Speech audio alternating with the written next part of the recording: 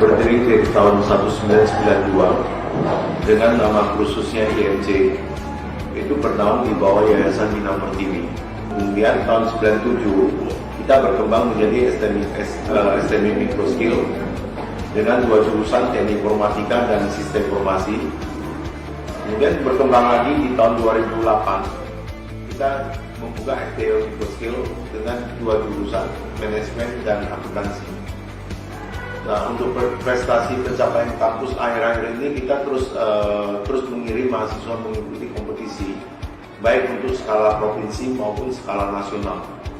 Nah, untuk skala nasional ini sekarang ini yang terakhir kita mengikuti Teporia yang di Universitas Sriwijaya dengan kategori programming kita berhasil juara 1 dan juara 3 nasional.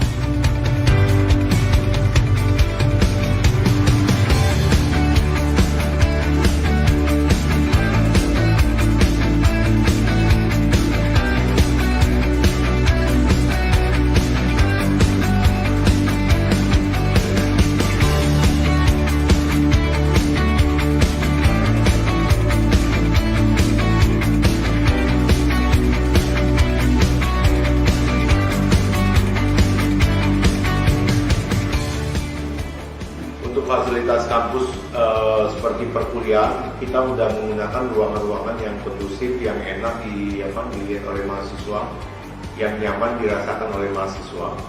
Nah, kemudian untuk laboratorium, saya rasa sekarang ini laboratorium kita termasuk yang paling bagus, ya, memiliki fasilitas yang cukup. Selain itu juga kita memfasilitasi mahasiswa kita dengan ruang-ruang seperti untuk kompetisi, contohnya Microskill Programming Club, persiapan mereka untuk mengikuti lomba-lomba yang di tingkat provinsi maupun nasional.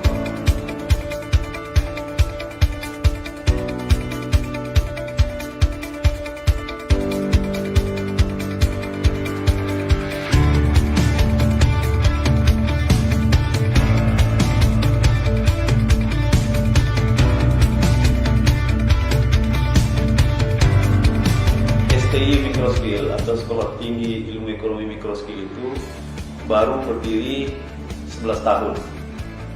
Dalam usia yang lebih cukup muda, yaitu 11 tahun, STI Microskill itu sudah menduduki peringkat 5 dalam kategori sekolah tinggi dari 88 sekolah tinggi di Sumatera Utara.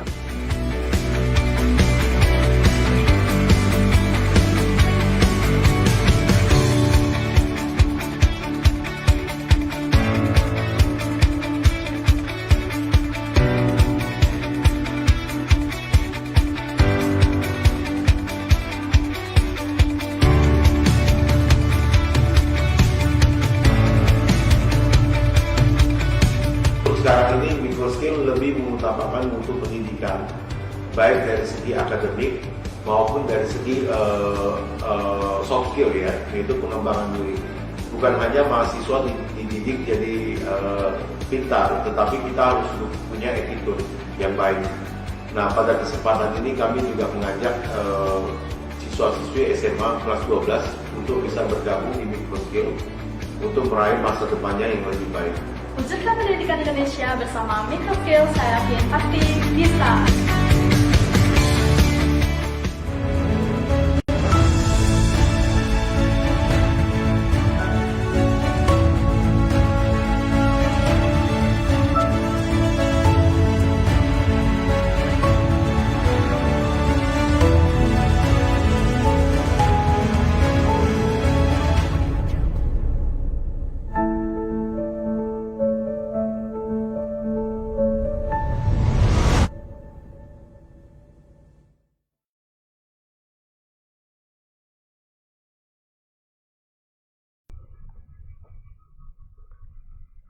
Selamat pagi sahabat Tribuners yang saya hormati dan saya muliakan.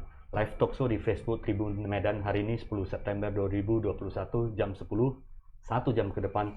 Universitas Microskill mengubah tantangan menjadi peluang.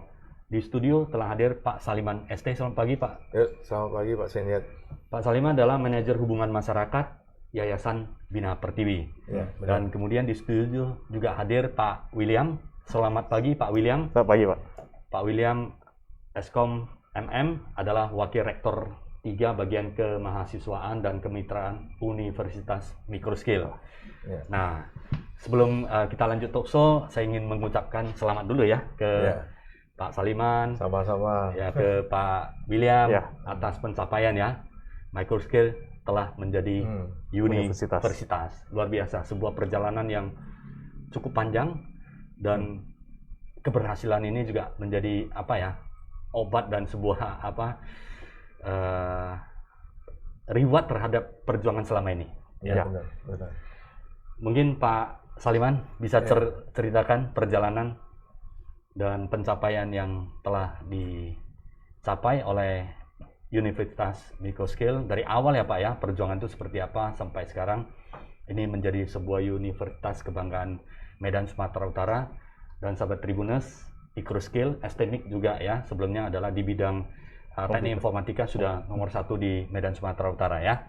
Dan diikuti juga nomor 5 untuk STIE Microskill. STIE Microskill.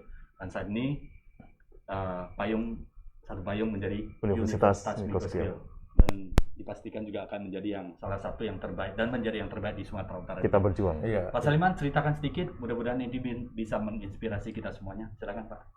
Sebenarnya awalnya dari tahun 92 ya. Kita buka kursus namanya IMC. Tujuannya buka kursus itu sebenarnya kalau kita ada penjualan komputer. Jadi orang beri komputer, kemudian kita kasih pelatihan. Sebenarnya itu tujuannya. Tetapi market penjualan komputer itu tidak sebagus yang kita harapkan. Jadi kita mulai mengambil masyarakat luar untuk belajar. Kebetulan waktu itu dekat dengan Lomensen. Nah, kemudian kita dapat pelatihan dari Pertamina. Nah, dari sana mulai berkembang jadi D1 tahun 94. Oke. Ya. Kalau yang yang IMC-nya itu tanggal 1 Agustus juga sama seperti STMIC. Kemudian kalau yang Microskill ya kerjasama dengan James itu tanggal 20 Maret 1994. Nah, kemudian baru kita ubah ke STMIC di tahun 97. Nah, mulailah dari sana kita mulai perguruan tinggi. Nah, kemudian tahun 2000 kita buka lagi jurusan tambahan dan 2008 kita buka STIE. Gitu. Nah, kenapa Microskill begitu lama ya sampai 2024 tahun ya baru kita masuk ke Universitas Microskill lantaran kita mau capai visi-visi kita yang berkelanjutan ya, kita maunya di Sumatera Utara itu menjadi yang terbaik dulu di swasta, kemudian nanti yang berikutnya di pas 2021 ini 24 tahun kita menuju 25 tahun ulang tahun Perak ya, kita wujudkan universitas lah ya kan. Jadi itu sasaran kita. Jadi dengan seperti itu Microskill itu nggak kesulitan lagi ya, lantaran udah mapan di usia 24 tahun untuk menuju ke univnya gitu. Fondasi udah cukup ya, kuat. fondasi udah cukup kuat. Dan luar biasanya adalah di setiap tahunnya Universitas Microskill itu memberikan beasiswa yang Iya, support beasiswa. para dosen, mereka bisa belajar di dalam maupun di luar negeri ya. Iya. Ini adalah sebagai fondasi untuk membangun sebuah universitas yang tangguh dan Iya. kuat dan sesuai dengan tagline-nya mengubah tantangan Menjadi peluang. Iya. peluang ya. Ya. Pak William, Ya. sudah bersama Microskill sudah berapa tahun ya? Kalau bersama Microskill dari tahun 2002. 2002. Itu dari mahasiswa ya. Dari mahasiswa gitu. Berarti kalau dari mahasiswa 2002 itu termasuk tingkat semester 1 atau? Ya, semester 1. Wah, luar biasa. Jadi dari 2002 mahasiswa sampai sekarang. Iya. Jadi memang sempat melanglang buana lah 2 tahun di luar setelah Oke, tamat. oke. Di 2006 tamat, Ya, 2007 kembali ngajar ke kampus, ya. kemudian di 2007, 2008, 2009 di luar, Iya. 2010 kembali join lagi ke kampus. Oke. Nah, sampai sekarang. Belajar di luar, menimba pengalaman dan akhirnya join memberikan support ya sampai sekarang. Ya, 2007 ya, Pak. kalau bergabung secara full dari 2010. 11 tahun lah ya. 11 Full tahun. ya. Ya. Artinya dedikasi terhadap di pendidikan, kemudian di akademik dan kemudian di struktural universitas juga full selama Ya, 12 ya. tahun ya. Nah, Pak William, sahabat Tribuners juga sangat luar biasa, banyak melakukan kegiatan di dalam maupun di luar kampus ya, penelitian juga banyak ya, Ya. kegiatan masyarakat, dan terakhir ada kegiatan di Belawan. Itu kegiatan apa ya Pak William? Jadi kebetulan di tahun lalu di tengah-tengah pandemi kan, Ya. mahasiswa itu kan kadang-kadang bosan di rumah ya.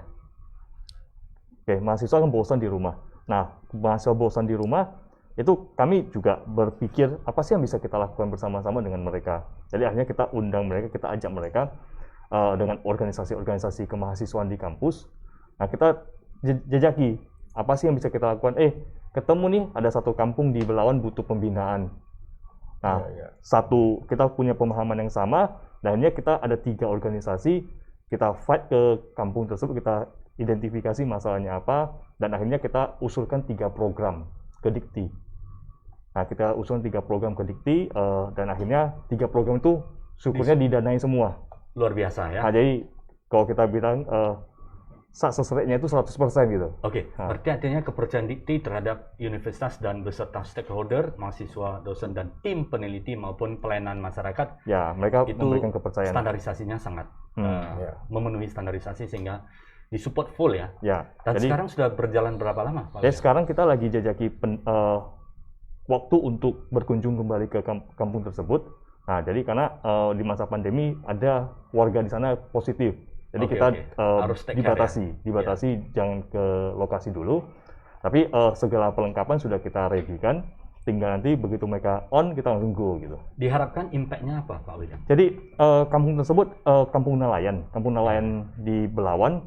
Nah, jadi ada 3 problem utama yang kita identifikasi. Jadi terutama meningkatkan kesejahteraan ekonomi masyarakat setempat ya. Nah, kehidupan masyarakat di sana itu cukup banyak yang perlu dibina. Nah, jadi ada 3 program yang kita lakukan di sana. Yang pertama itu adalah program pembinaan UKM di sana. Bagaimana mereka nanti kita bina agar mereka bisa meningkatkan kemampuan ekonominya. Nah, kemudian setelah mereka memiliki hal tersebut, ini digitalisasi yang kedua. Ada program digitalisasi, jadi bagaimana orang kampungnya bisa menjangkau orang luar, dan orang luar bisa menjangkau mereka secara digital. Dengan demikian, produk-produk mereka itu bisa dijangkau. Oke. Itu program kedua. Nah, yang ketiga itu tentang lingkungan mereka. Oke. Jadi, jika mereka sudah punya produk, sudah bisa dijangkau, tapi lingkungannya kalau nggak bersih, nggak bagus, tentu akan berefek pada 2 hal ini. Jadi, ketiga program ini kita ajukan Dan menjadi satu kesatuan program yang kuat, agar apa? Agar nanti masyarakat tempatnya bisa lebih mampu secara ekonomi. Bukan hanya kreasi produk ya, secara ekonomi mereka bisa menciptakan produk-produk yang dapat diterima oleh masyarakat, Ya. dapat istilahnya dapat dijual lah ya, Pak. Ya, Tapi cara jualnya juga melalui digital, Ya. ya, itu diberikan support ya, pelatihan dan kemudian mungkin sampai Ya, ke pembangunan sistem ya. dukungan teknologinya kita berikan. Jadi programnya ini sampai untuk UKM-nya itu kita adakan mesinnya. Kita adakan mesin dan pelatihan. Untuk digitalnya itu kita adakan perangkat komputer, internet dan sebagainya. Nah, untuk yang kebersihan kita Sarana air bersih. bukan, kita berikan mesin pengolah sampah. Oke. Jadi biar sampah itu bisa mereka olah dan bisa dapat meningkatkan nilai ekonomisnya. Oke. Jadi mudah-mudahan dengan ada pengolahan sampah tersebut, sampah itu bisa dikeluarkan dari kampung itu dengan harga yang lebih bagus gitu. Oke, jadi daur ulang lebih baik lagi ya. Nah, tapi bukan dia jadi kayak kita saat ini mesin press sampahnya Oke, mesin press sampah supaya nanti sampah itu bisa dipadatkan. bisa dipadatkan. Ada yang bisa Bisa recycle Ya. dijual ke pabrikasinya ya. Ya. Dan itu sudah dilakukan sangat lama kegiatan-kegiatan yang tentang hubungan masyarakat dan sebagainya ya. Dan saat ini lebih kemajuan lagi didukung oleh Dikti. Ya. Dan Pak Saliman, ini sebenarnya jalan sudah cukup lama ya Pak ya. Ya, Program-program sebenarnya- yang seperti ini oleh Microscale sudah cukup lama. Ya, udah cukup lama sih. Dulu-dulunya pun kita sering buat pengabdian di sekolah-sekolah, kasih pelatihan guru-guru, ya kan, terhadap perkembangan IT, kemudian anak SMA tentang IT yang baru. Apalagi kurikulum SMA yang baru-baru yang lalu itu kan banyak menghilangkan di bidang IT. Oke. Jadi keterlambatan anak-anak SMA itu di bidang IT itu jadinya menurun sekali gitu. Oke, jadi diisi lah ya. Nah, kita isi gitu. Dan saat ini IT menjadi salah satu yang terobosan ya di masa pandemi, karena IT juga yang menghubungkan kita dengan yang lain, dengan pihak luar, bahkan bisa menjual dengan baiknya. Jadi that's why Universitas Marco Skill selalu fokus ke IT karena berwawasan sangat maju ke depan, ya kan? Sudah tahu bahwa IT ini adalah akan menjadi penghubung kita semuanya, menjadi IT yang terbaik di Sumatera Utara. Nah, Pak William, mengenai universitas ini, ada berapa program studi ya? Dan keunggulannya masing-masing program studi seperti apa? Dan ini bisa menjadi sebuah karakter yang kuat di Microskill. Oke, jadi untuk saat ini ya, beberapa tahun lalu kalau kita STMI kan kita fokus kepada informatik sama bisnisnya ya. Nah, tapi kalau untuk saat ini di dalam universitas, tagline kita yang baru itu ada ya tadi, menjadi Universitas Technopreneur. Technopreneur ya? Oke, jadi untuk Universitas Technopreneur menjadi perguruan tinggi teknopreneur di Indonesia gitu. Nah, jadi itu kita turunkan sampai ke semua program studinya. Kita bagi jadi 2 fakultas, ada fakultas informatik sama fakultas bisnis. Di fakultas informatik itu kita juga selalu melihat bagaimana integrasi bisnis itu ke informatik dan bagaimana informatik itu integrasi ke bisnis. Selalu ada hubungannya ya. Nah, jadi karena kedua hal inilah yang nanti akan mewadahi teknopreneur itu sendiri. Jadi informatiknya sendiri itu akan memperkuat dalam bidang digitalnya. Nah, termasuk juga ada program studi kita yang baru, teknologi informasi, concernnya ke bisnis digital. Concernnya bisnis digital ya? Jadi semua fokus ya? Semua program studi di Universitas Microskill saat ini itu sudah fokus, Pak.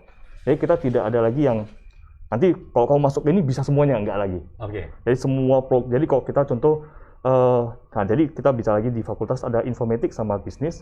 Di informatik ini tadi kita juga kaitkan dengan bisnis, bagaimana mereka pandangan digital di bisnisnya, dan bagaimana orang bisnisnya itu manfaatkan digital ini.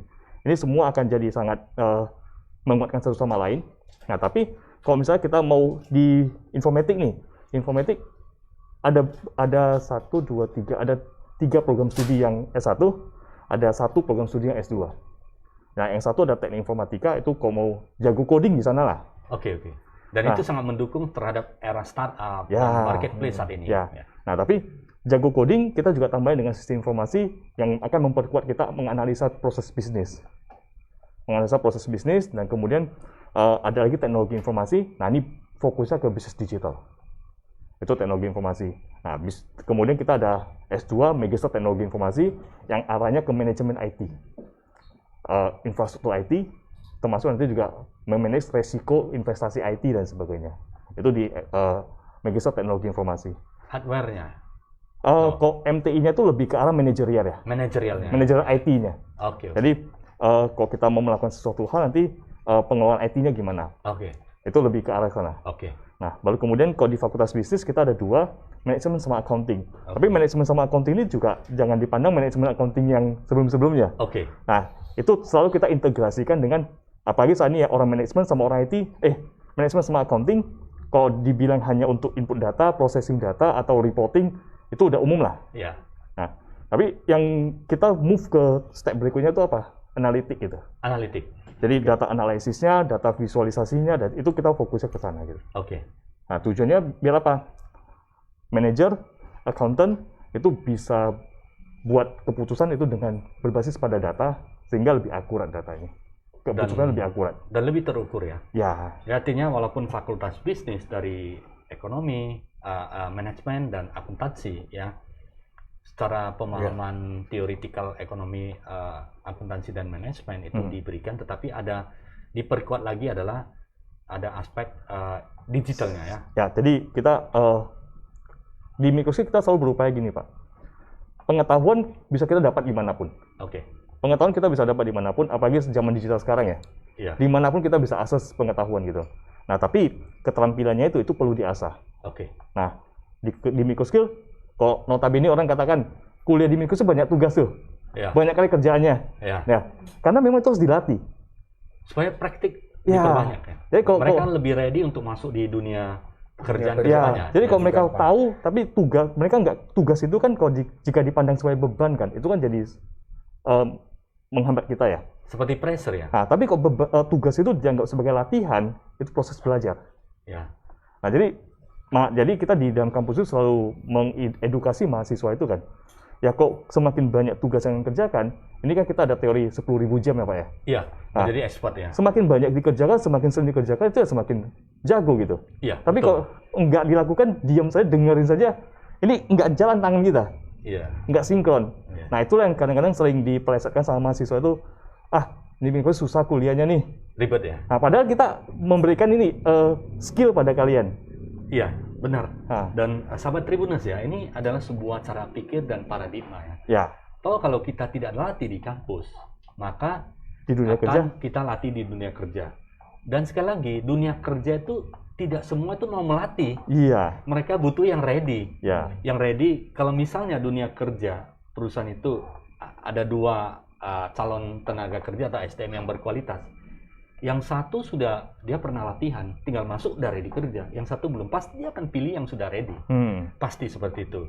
Memang ada beberapa yang perusahaan ada yang mengembangkan ya training and development untuk training internal. Tapi sebagian masih belum ada dan mereka lebih senang yang ada praktis lah lebih banyak. ya, Dan Microskill kombinasi hal itu ya antara teori dan praktek-praktek edukasi mengenai tambahan-tambahan sehingga mereka lebih ready ke depannya. ya. Jadi memang di Microskill itu kita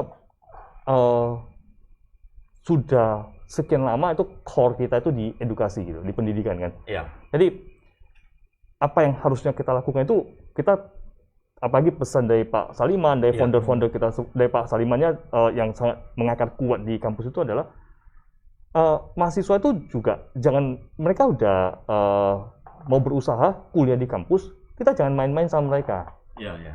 Kita harus memberikan segalanya itu kepada mereka. Jadi Jadi masa depan mereka sudah iya, kita. dipercayakan kepada kita. dipercayakan orang tuanya ke kampus ya. Benar. Jadi universitas harus melakukan yang terbaik supaya mereka berhasil seperti Ya. itu ya. Jadi, kalau kita memberikan tugas dan sebagainya itu semua itu adalah sebagai upaya memberikan pelatihan pada mereka. Oke. Skillnya itu bisa berkembang. Jadi setelah ada knowledge, skillnya itu mereka berkembang, sehingga nanti pada saat mereka ke lapangan kerja, ke dunia kerja, ke masyarakat, itu mereka tinggal gunakan, pilih nih, alat tempurnya mana nih.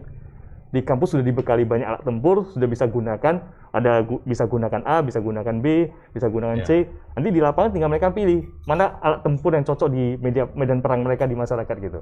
Oke. Nah. Pak Saliman melihat ke depannya seperti apa? Ya sebenarnya dunia kerja itu bukan tempat pelatihan lagi. Dunia kerja itu mencari masa depan kita. Jadi kita merintis masa depan kita itu sebenarnya di kampus. Ya itu Dan awal siap, ya. proses kita, dan di dunia kerja itu udah mencari masa depan. Ya. Jadi nggak ada lagi tempat latihan di sana, nggak ada lagi kita mau belajar dari orang lain. Orang juga punya kesibukan yang lain.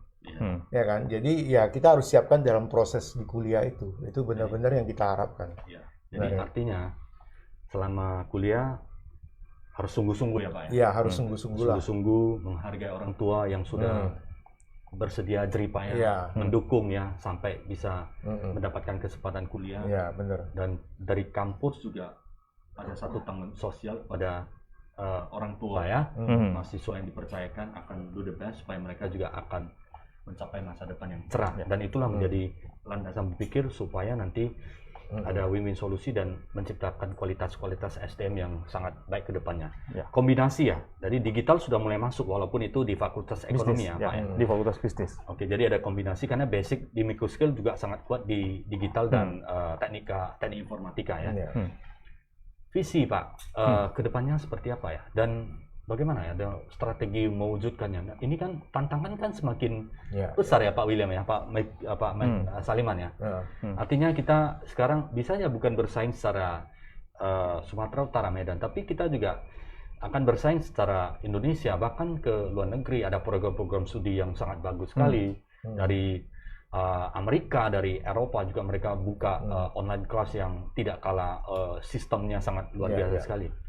Bagaimana mewujudkan visi ini menjadi technopreneur kampus, tapi technopreneur kampus yang bisa dikatakan yang notabene ya bisa bersaing lah, bisa kompetisi dengan mereka yang saya rasa dengan teknologi ini semua udah buka sekali informasi apapun sudah tidak bisa kita simpan, mau cari search di Google-nya, di YouTube dan sebagainya, di Tribun ya sudah semua tersedia sangat lengkap sekali.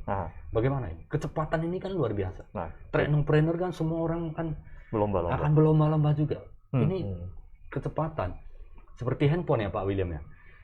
Kalau 10 tahun yang lalu mungkin satu handphone Nokia itu berapa lama ya Pak ya?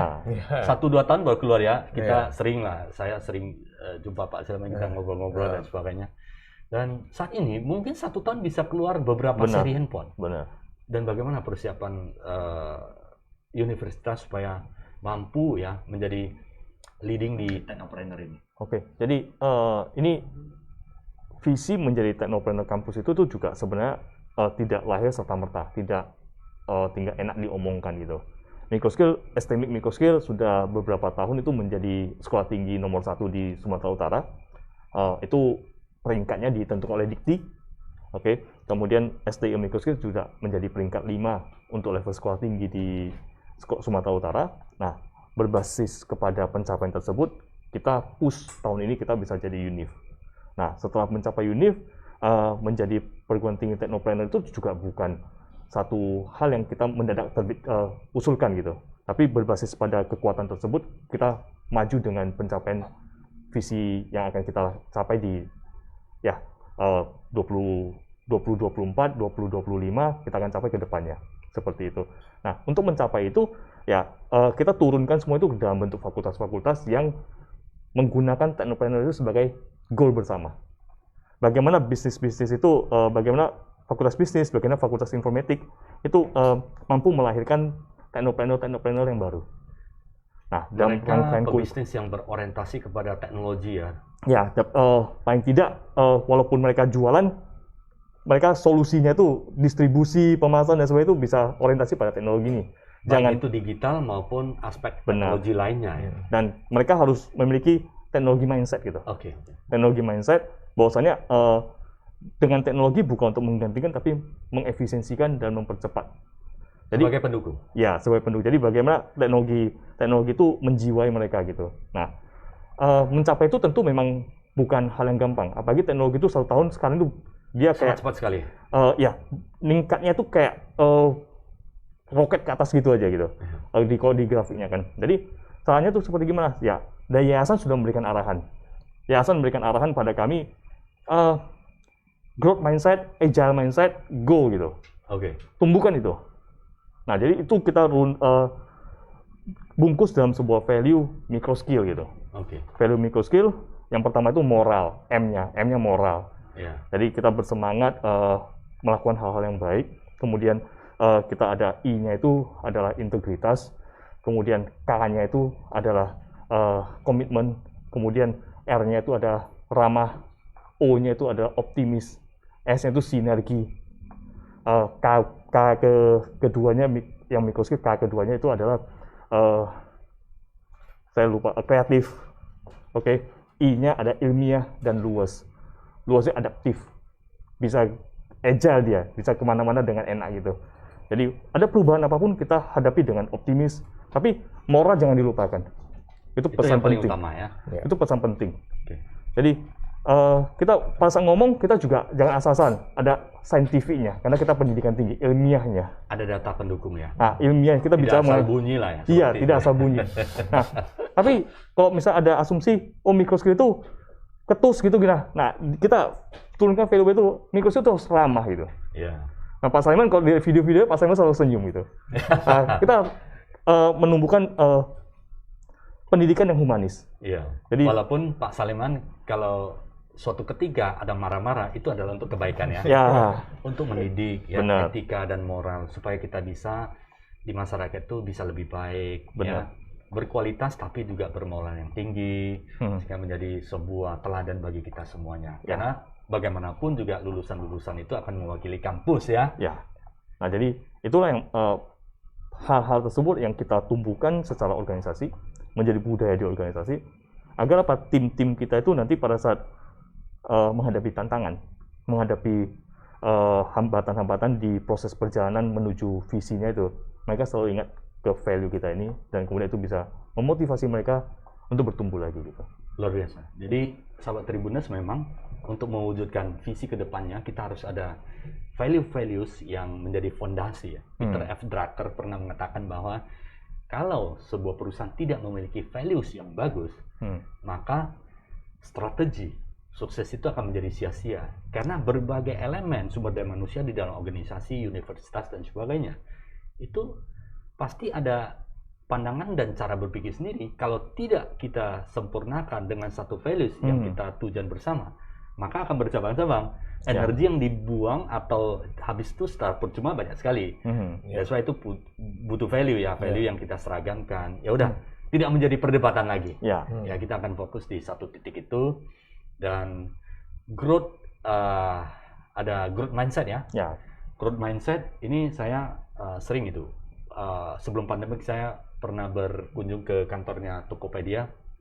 Di sana ada tim manajemennya Tokopedia, dia sharing. Salah satu values ya dari Tokopedia juga adalah growth mindset. Nah, kemudian values kedua adalah growth customer. Growth mindset, growth customer ya, karena mereka butuh akuisisi jumlah customer yang cukup banyak untuk mendukung startup dan marketplace menjadi sangat kuat ke depannya. Dan di microscale juga growth mindset berarti memang kita ini memang ya kalau yang statis, yang bersifat tetap, pasti kita akan tergilas zaman ya. Karena perkembangan digital ini sudah tidak terbendung lagi ya, sudah tidak terbendung lagi dan sangat cepat sekali ya. Dia bisa high speed sangat kencang sekali. Dan yang sudah berhasil tiba-tiba tidak menjadi apa-apa ya. Dan tahun ini memang sangat jelas sekali ya. Ini saya sangat setuju dengan growth mindset-nya microscale ya. Karena tahun ini kita bisa lihat ya, perusahaan-perusahaan yang berbasis startup digital itu perkembangannya eksponensial, sangat tinggi sekali. Bank juga market values-nya juga sangat tinggi. Kemudian teknologi ya. Dan terakhir kita scanning perusahaan farmasi dan obat-obatan itu tumbuhnya sangat bagus sekali. Dan ada beberapa yang terkoreksi lah, F&B pasti terkoreksi karena food and beverage kita dibatasi kan. Teknologi digital itu berkembangnya hampir 1000%, dan artinya memang masanya kita sudah masuk di sini dan ada growth mindset sangat bagus. Dan kemudian agile ya, yang tidak mau merubah itu ya kita akan ditelan perubahan itu sendiri. Ini ada ceritanya nih pasti. Bagaimana? Mungkin Pak Saliman bisa tambahan sedikit. Agile nih. Kenapa kita harus adaptasi ini ya? Ya kita modelnya ini seperti kita kepemimpinan air ya. Jadi air itu kan menjalan terus. Jadi di mana ada lubang dia akan ada mengisi terus ya, mengisi terus ya. Jadi seperti yang kita katakan moto kita ya, mengubah tantangan menjadi peluang kan. Semua itu kan tantangan. Tapi kalau nggak ditantang itu nggak jadi peluang. Takut ya. Takut ya nggak jadi apa-apa ya. Gitu. Nggak ada menghasilkan dan sebagainya. Setuju Pak Saliman. Dan ini adalah agility ya, artinya dimanapun kita adaptasi harus perform ya ke depannya seperti itu. Jadi dari awal kita di perkuliahan kita sebenarnya dari microskill saat tidak sadar ya, kita begitu masuk ke kampus itu kita sudah di alam bawah sadar itu selalu diinjek gitu begitu, diinjek mengubah tantangan menjadi peluang, berwawasan ke depan mengubah tantangan menjadi peluang, berwawasan ke depan mengubah tantangan menjadi peluang. Jadi itu cara informasi masuk di subconscious seperti bagaimana ya? Itu dari auranya sudah masuk di kampus itu sudah ada. Begitu masuk ke kampus itu yang selalu kita soundingkan. Kita soundingkan dalam setiap kegiatan itu kita selalu soundingkan. Dalam berbagai aktivitas perkuliahan itu kita selalu dosen-dosen itu kayak sudah menjiwai gitu. Karena hampir 90% harusnya ada itu semua dosen-dosen itu adalah alumni microskill yang di support ya, di support sudah mengerti, sudah menjiwai ya. Jadi berwawasan ke depan mengubah tantangan jadi peluang. Jadi learningnya itu udah harus muncul, semangat learningnya itu udah harus muncul. Jadi dengan ada learning baru mereka bisa memiliki wawasan ke depan. Dan dengan memiliki wawasan ke depan mereka bisa melihat sebuah tantangan, mengatasi tantangan sehingga itu menjadi peluang. Jadi tidak hanya pasrah ya Pak. Nah, jadi itulah yang menjiwai sampai mungkin sampai sekarang kita katakan growth mindset itu kita selalu dorong. Ya, kita tidak mau berhenti di tengah-tengah pandemi seperti ini, mahasiswa itu juga kita push untuk beraktivitas. Banyak, walaupun tidak bisa tatap muka ya, banyak yang bisa dilakukan secara digital. Kayak kita ikut kompetisi-kompetisi itu berapa ratus mahasiswa kita tuh selalu aktif ikut kompetisi. Dan itu efektif ya? Ya, itu biar mereka itu tidak seolah kuliah itu kok, kuliah online ngapain sih? Iya. Kayak buka laptop, tutup laptop, buka laptop, tutup laptop. Tapi bukan hanya itu ya? Enggak. Jadi bisa belajar di kampus kita punya banyak program. Iya. Jadi ada mahasiswa yang ikut lomba desain. Kayak tahun ini saja Microskill selenggarakan 11 kompetisi. Itu by digital semuanya? Online semua. Online ya? 11 kompetisi di bidang teknologi, bisnis, dan seni. Dan Microskill itu persiapan di digital ini bukan hanya di pandemi ini saja, sudah jauh-jauh sebelumnya ya? Ya Pak Saliman ya? Sebenarnya 15 tahun yang lalu kita udah punya online learning. Ya, itu Ya. dengan UI ya. Kita dengan UI. Ya, jadi UI yang pertama menemukan, kemudian itu connect ke Microskill. Jadi sebenarnya dua kampus inilah yang pertama menyelenggarakan online gitu. Nah, kemudian dari sana Microskill terus berkembang online-nya, dan itu udah 12 tahun kita udah benar-benar 16 kali pertemuan kuliah, dua kali ujian, berarti 14 kali pertemuan tatap muka. Itu minimal 4 kali udah online. Itu sebelum pandemi. Sebelum pandemi. Sebenarnya kita nggak canggung dengan masalah ini. Jadi begitu pandemi, ya dosen kita sebenarnya udah pada siap semua. Dan itu persiapan sudah jauh puluhan tahun yang lalu ya. Iya, Dan saat ini, menariknya adalah sebelum pandemi boleh offline, dan ada beberapa kali itu yang online. Yang online ya, itu semua sudah ada. Ya. Semua ada silabusnya dan ada aturannya ya. Jadi peraturan kita pun nggak mengenai perkuliahan online tuh kita udah punya, tinggal dikembangkan bahwasanya jadi 14 kali pertemuan, kemudian ujiannya dengan online. Kalau mungkin perguruan tinggi lain kan dia nggak siap dengan masalah itu. Rule-nya hukum itu juga untuk di kampus juga belum dibuat. Kalau kita udah ada. Berarti pembangunan bukan hanya infrastruktur ya, tapi aturannya dulu ya. Aturannya terlebih regulasinya dahulu, nggak ada semua. Regulasinya yang harus mendukung kepada peraturan pemerintah inline dan bermanfaat bagi lingkungan, kampus, masyarakat, dan dosen itu bagaimana dikembangkan secara terus-menerus ya. Pak, sebelum saya tanya Pak William mengenai tantangan dan peluang di Microskill ini yang kedepannya ya seperti apa lagi, ada satu pertanyaan. Saya beberapa kali keliling kampus ya, saya sahabat Tribuners, saya sering ke kampus ya, kadang-kadang sharing ya, ada di sana untuk memberikan mata kuliah juga ya. Ini saya begitu pertama sekali masuk itu toilet bersih, semua bersih. Bagaimana bisa membangun budaya seperti itu, Pak? Nah, itu sebenarnya itu budaya disiplin dan sudah sangat lama sekali. Nah, itu mulainya dari tahun 97 kita buka. Mahasiswanya masih sedikit lah, 48 orang. Nah, begitu kita 98, itu mahasiswanya 825. Dan waktu 89 itu 1151.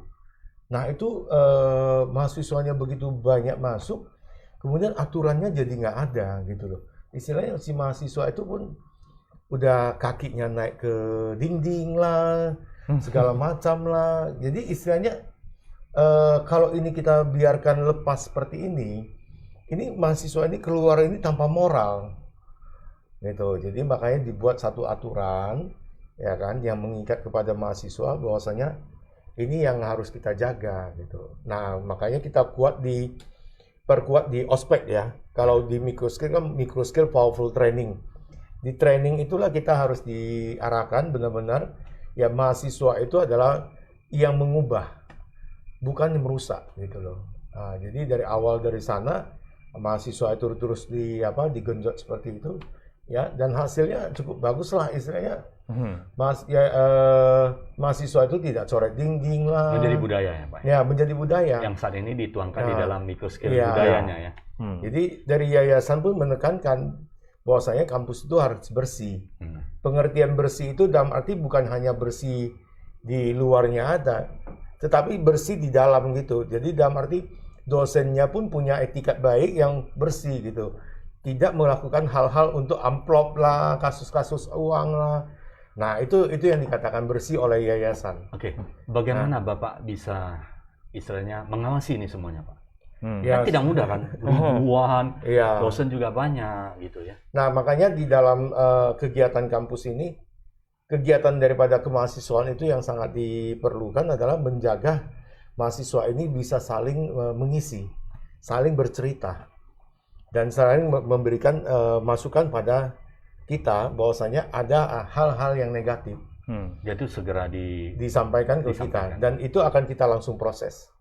Jadi saya tambahkan Pak Saliman ya. silakan. Di kampus itu kan mahasiswa kita upayakan segampang mungkin mereka menjangkau kita, menjangkau pimpinan, menjangkau dosen-dosen dan sebagainya. Jadi kalau mereka misalnya contoh keran airnya itu bermasalah, karena kan kita Pak Saliman kalau pada saat kita ngomong ke mahasiswa itu kan kita ngomong ke mahasiswa itu infrastruktur kita sediakan bagus-bagus pada kalian. Ada yang rusak yang tidak nikmati kalian, bukan kami. Jadi kalau kalian mau menikmati fasilitas dengan baik, ada kerusakan, jaga bersama, ada kerusakan segera lapor. Jadi kalau mereka hal seperti itu, jadi termasuk tadi dosen ya, kalau dosen kita itu yang terkesan misalnya nanti ngepres nilai dan sebagainya, itu kita mahasiswa sudah open untuk menyampaikan hal-hal tersebut. Mahasiswa mikroskop itu sangat vokal, mereka tidak segan-segan. Jadi kalau misalnya saya baik-baik sama mahasiswa, kok ternyata saya nggak berkualitas, mereka juga akan kasih nilai rendah gitu. Jadi mahasiswa itu memberikan penilaian untuk semua infrastruktur, semua layanan, dan semua pengajar-pengajar di kampus. Secara objektif ya? Ya. Jadi ada alat ukurnya ya? Jadi itu semua itu kita bangun setelah sistemnya, sudah disosialisasi, tapi sistem feedbacknya itu sudah kita sediain. Oke, menarik sekali. Nah ini Pak William, program studi kan ada teknik informatika, sistem informasi, teknologi informasi, teknologi informasi, dan kemudian ada bisnis, akuntansi, dan manajemen. Ada nggak tips untuk memilih supaya mahasiswa tidak salah pilih? Oke. Nah jadi kok gampangnya kan, kalau misalnya mahasiswa bingung mau milih apa, kita punya konsultannya di kampus. Supaya misalnya kan, saya ternyata tidak cocok seperti itu. Saya maunya yang ini gitu. Supaya bagaimana? Edukasi supaya nanti bisa linear ke depannya. Nah jadi pada prinsipnya sih di kampus kita ada sediakan konsultannya. Ada tim pemasar yang akan bisa mengedukasi calon mahasiswa baru milih program studi yang cocok dengan dia. Tapi satu hal yang paling utama itu adalah sekarang ya, kalau dulu kita kuliah, waktu saya kuliah kan pilihannya tuh yang penting sarjana hukum, insinyur, dokter. Nah tapi sekarang orang nggak pernah, tadi pagi anak saya belum bilang, Pak ternyata sudah ada pekerjaan game tester ya?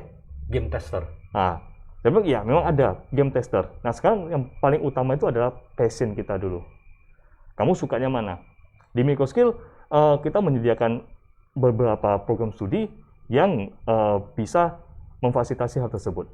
Nah, jadi ada informatiknya, ada bisnisnya. Jadi kalau suka berbisnis, nah bisnis sekarang itu kedepannya itu kan berbasis teknopreneur. Nah, sekarang di Microskill itu menyediakan layanan tersebut, menyediakan edukasi tersebut. Jago coding nih, mau buat kayak sekarang misalnya artificial intelligence, kemudian mau game, buat startup bisnis dan sebagainya. Nah, Microskill punya program studi komputer yang bisa membantu. Nah, startup itu kan tidak hanya sebatas teknologi ya. Startup itu kan juga harus punya mindset bisnis ya. Kalau dia jago coding tapi nggak punya mindset bisnis kan nggak bisa bangun startup juga. Teknik informatik dan bisnisnya di Microskill itu sekarang sangat open untuk hal seperti itu. Tapi yang pertama itu ada passion-nya.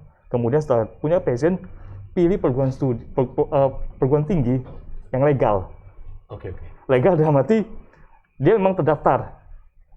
Jangan nanti udah masuk ke dalam kampus mau tamat nggak bisa tamat. Itu caranya bagaimana? Nah jadi sekarang kalau di pemerintah itu ada sediakan portal PDDikti. Ada portal PDDikti, cek saja di sana. Program studinya ada nggak? Jadi kalau saya sering bicara sama Pak Saliman gini kan, kampus itu sudah kayak open company. Jadi perusahaan terbuka gitu. Jadi semua data kita itu open, bisa diakses oleh siapa saja. Nah, kita punya passion, jangan ikut-ikutan sama teman, mau masuk ke perguruan tinggi ini, tapi kita lupa legalitasnya. Ya setelah punya passion, cek perguruan tinggi yang punya legalitas. Apakah dia terdaftar di PDDikti? Jadi di Google saja PDDikti. Nanti masukin 6 perguruan tingginya udah muncul. Nah, kalau saat ini misalnya microskill, kok microskill hanya muncul STMIC sama STE di PDDT? Ya, kita proses migrasi. Ya, kita harus lakukan migrasi data. Data STMIC, STE kita akan pindahkan ke universitas. Ya. Jadi nanti di PDDT hanya akan muncul universitas. Oke, menarik.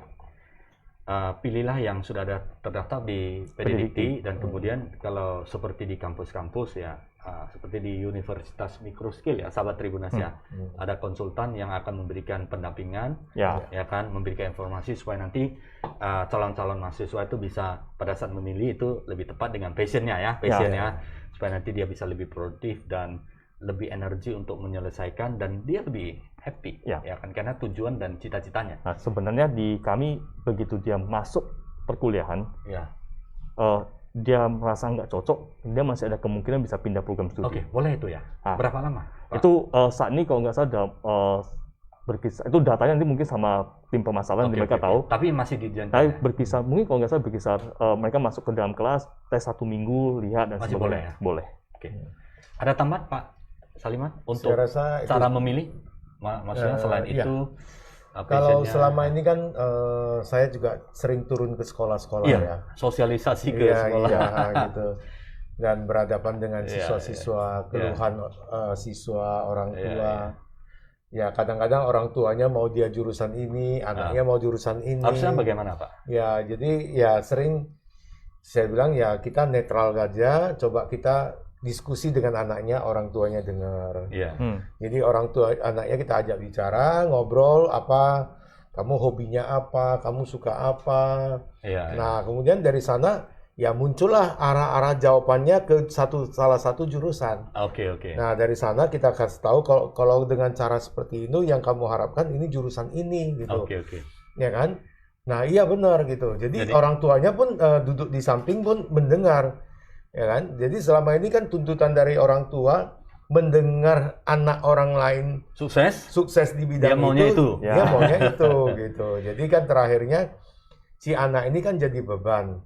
Ya kan? Nah, ya kita sebagai seorang konsultan di bidang pendidikan ya kita harus kasih pancing dulu si anak ini kebutuhannya apa. Nah, kemudian dari sana baru kita kasih tahu sebenarnya kamu cocoknya ini. Dan si orang tuanya pun benar ya gitu. Jadi istilahnya jangan hanya sepihak di anaknya aja, orang tuanya nggak setuju gitu loh. Jadi kalau ada ketidakcocokan antara orang tua dengan anak di dalam mengambil jurusan, saya lebih suka orang tuanya ikut datang. Oke. Jadi tidak 2 kali kerja. Nggak disampaikan sekali dan kedua kali lagi. Jadi sampaikan ke anak, nanti pulang lagi dibantah orang tua.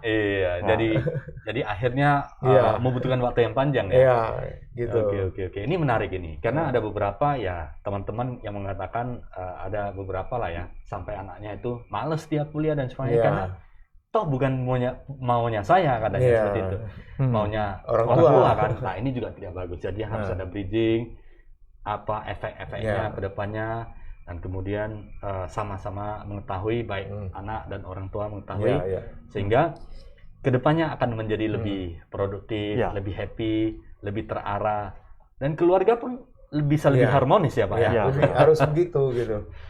Malah anaknya tetap disalahkan. Iya. Jadi kok nggak bilang dari kemarin kamu suka gitu, padahal anaknya udah ngomong gitu. Ya, itulah ego orang tua ya. Ego orang tua. Tapi kalau di era terbuka ini saling sinergi kan bagus ya, artinya sama-sama bisa harmonis mencapai tujuan yang diinginkan. Toh kan satu keluarga itu kan maju bersama juga, ya kan. Toh kalau anaknya maju, bapaknya ikut senang. Berhasil juga semua keluarga itu juga ikut senang.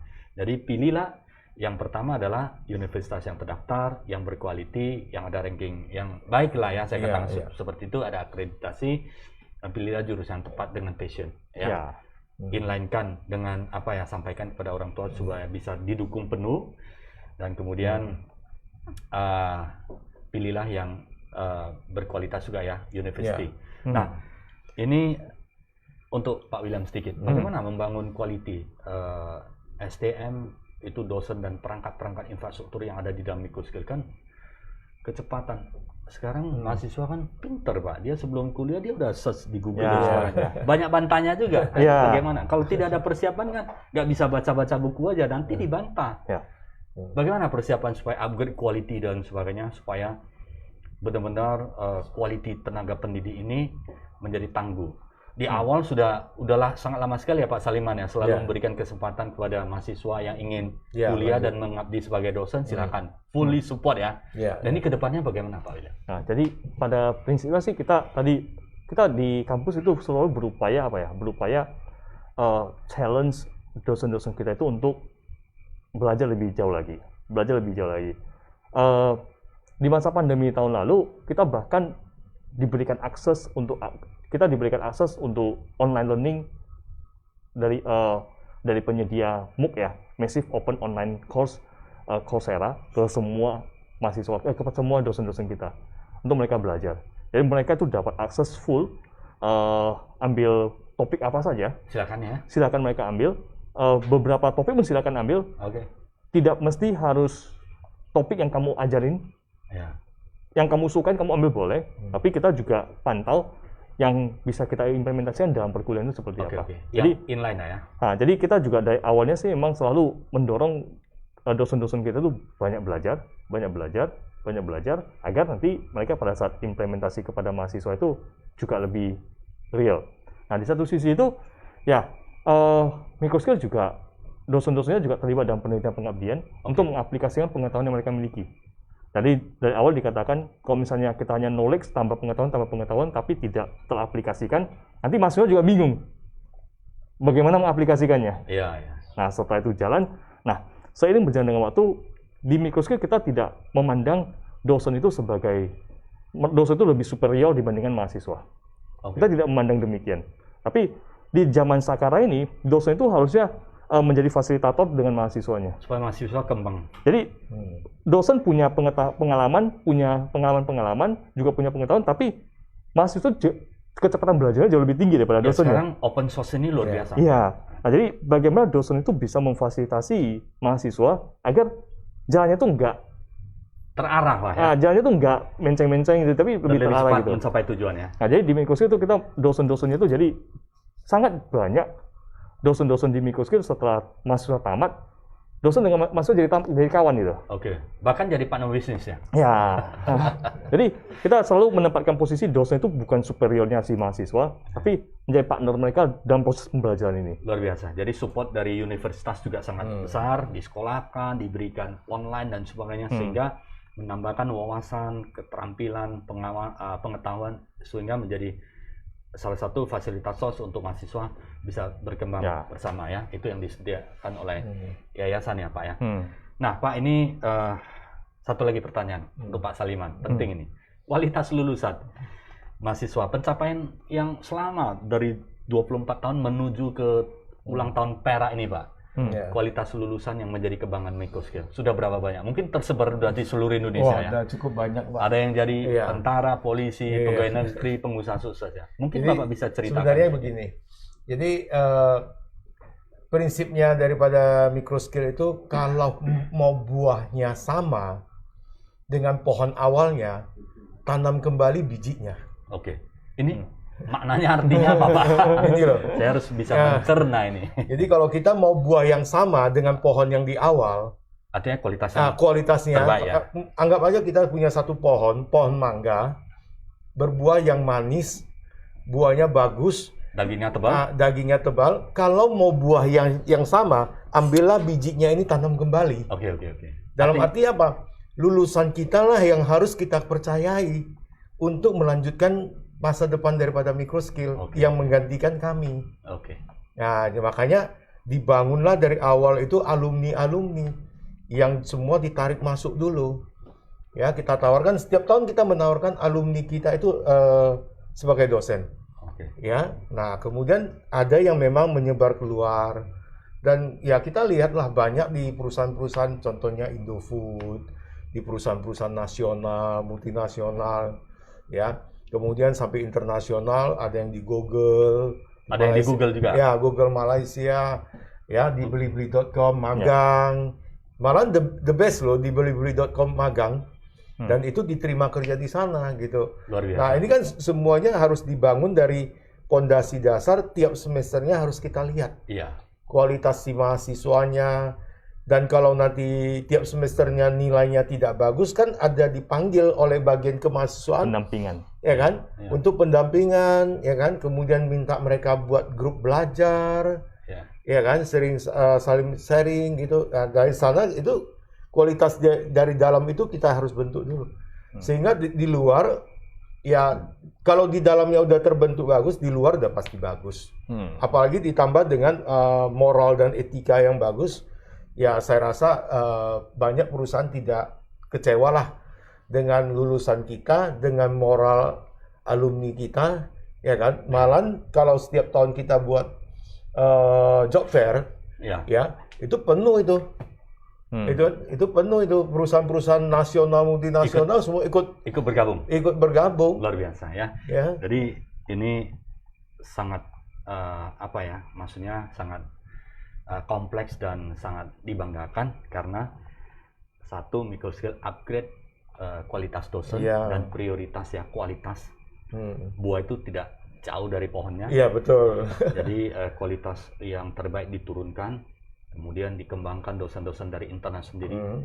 Dan kalau di luar sudah tidak diragukan lagi. Iya. Tadi sudah disampaikan ada yang kerja di Google, Iya. ada yang di Blibli, di perusahaan-perusahaan TBK nasional. Iya. Artinya ya kualitas itu sudah diterima Iya. di seluruh Indonesia, bahkan ada yang di luar negeri Iya, juga ya. di luar negeri. Ya. Dan environment yang saling mendukung ya, dan didukung dengan nilai-nilai budaya yang bermolar sehingga Iya. menjadi solid ke depannya. Baik, ini satu lagi terakhir untuk Pak William, untuk sahabat Tribuners, jikalau yang ingin melihat-lihat dan memilih program studi, bagaimana caranya di Oke. Microskill? Jadi Microskill dari beberapa tahun lalu kita sudah ada portalnya. Jadi contact person semua sudah Rekrutmen tersedia di sudah sana. bisa online ya sekarang? Iya, sudah bisa. Penerimaannya? Ya, jadi informasi terkait mahasiswa baru, pendaftaran mahasiswa baru itu di daftar.microskill.ac.id. Daftar di .microskill.ac.id. Ya. Informasi semua bisa Semua di didapat sana. dari sana. Nah, jadi di sana juga bisa langsung hubungi PIC. Kita sudah sediakan call centernya, tinggal diklik, tinggal dikomunikasikan saja Siap semua. konsultasi untuk sahabat Tribuners yang ingin kuliah. Ya. Terutama yang ingin memilih jurusan di Microskill, universitas terbaik di teknologi informasi di Sumatera Utara. Dan YouTube channel juga ada ya Pak Ada, William, ya? YouTube channel juga ada. Jadi sejak pandemi itu kita YouTube channel juga sudah banyak konten. Ya. Ada yang bersifat mid industry untuk mengetahui mengetahui kondisi industri saat ini. Ada mid alumni untuk melihat kiprah mereka di masyarakat sekarang sudah sejauh mana. Ya. Kemudian juga ada yang berbasis workshop untuk sharing, untuk pengetahuan. Jadi ada 3 kategori konten di dalam YouTube channelnya Microskill. Itu silakan dikunjungi juga. Itu jadi sama pandemi itu aktivitas kami di kampus. Oke. Baik, semoga pembicaraan ini bermanfaat bagi sahabat Tribuners, bagi yang ingin kuliah. Tidak salahnya mempertimbangkan, melihat-lihat, ya kan, mencari informasi tentang Microskill, universitas salah satu yang terbaik di Sumatera Utara, bahkan di Indonesia. Dan pilihlah universitas yang tepat, yang akan membawa masa depan Anda menjadi cerah. Terima kasih Pak Salimat, Pak William. Terima kasih. Ya, Zeniat. atas waktu dan kesempatannya Ya. untuk kita bisa sharing bersama untuk sahabat Tribuners. Kepada sahabat Tribuners yang saya hormati dan saya muliakan, terima kasih sudah bersama kita. Sampai jumpa di episode inspirasi berikutnya. Terima kasih, salam sehat dan sukses selalu untuk kita semuanya. Terima kasih. Terima kasih.